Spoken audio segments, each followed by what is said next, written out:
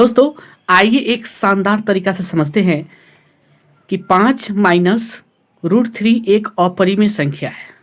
दोस्तों यहाँ पे हम सवाल नोट किए हैं, सिद्ध कीजिए कि 5 माइनस रूट थ्री एक अपरिमेय संख्या है, अर्थात 5 माइनस करनी थ्री, इसको करनी थ्री बोला जाता है दोस्तों हिंदी में।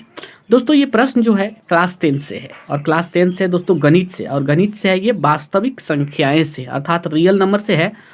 और दोस्तों ये है एनसीईआरटी बुक से, और बहुत ही महत्वपूर्ण प्रश्न है दोस्तों इस बार की मैट्रिक परीक्षा के लिए।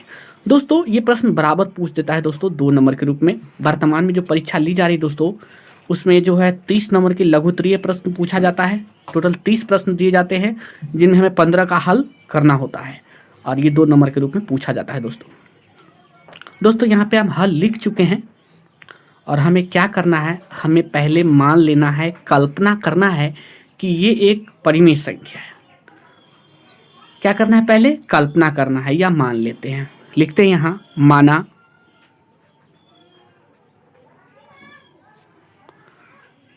फाइव माइनस रूट थ्री एक परिमेय संख्या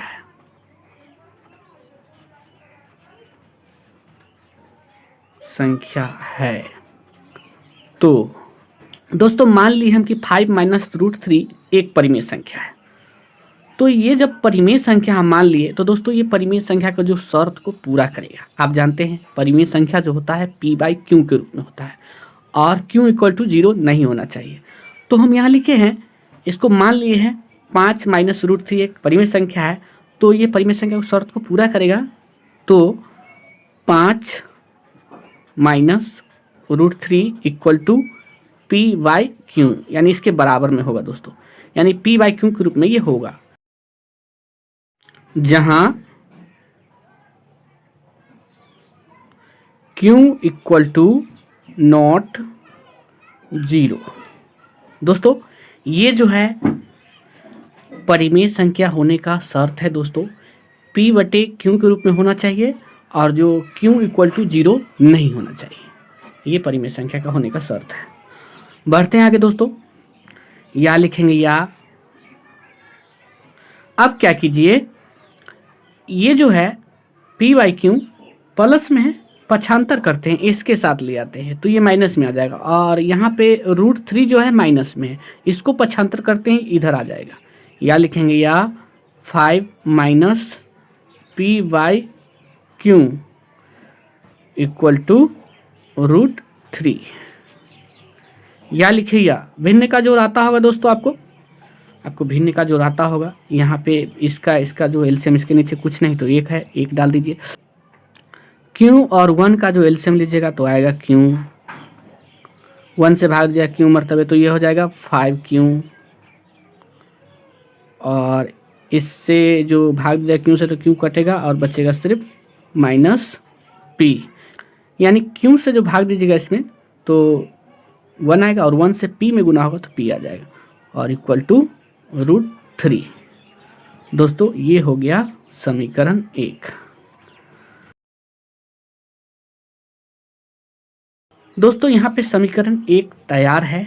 अब क्या करना है, हमें इस समीकरण 1 से निष्कर्ष निकालना है। क्या देख रहे हैं आप, ये तो स्पष्ट है दोस्तों, ये अपरिमेय संख्या स्पष्ट नजर आ रहा है, लेकिन ये सब जो है दोस्तों ये जो है पूर्णांक है, तो ये तो परिमेय होगा। लिखेंगे यहाँ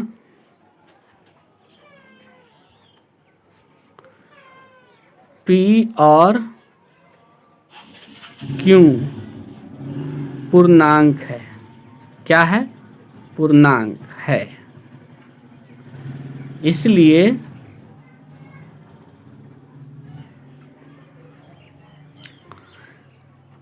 फाइव क्यू माइनस पी और बट्टा क्यू एक परिमेय संख्या है।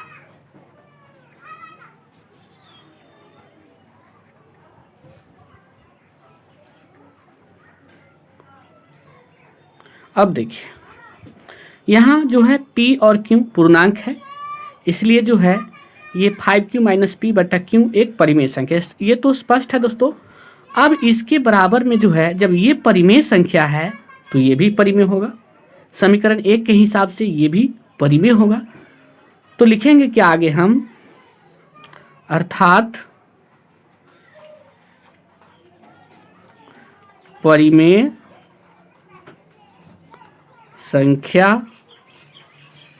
बराबर अपरिमेय संख्या।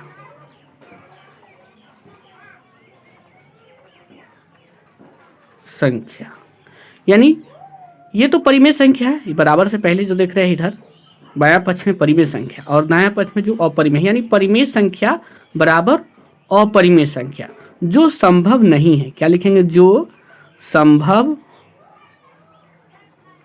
नहीं है। संभव नहीं है, ये संभव नहीं है दोस्तों। कभी भी परिमेय संख्या और अपरिमेय संख्या बराबर नहीं हो सकता।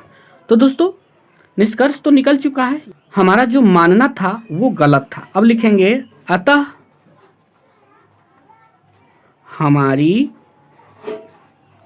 मान्यता गलत थी।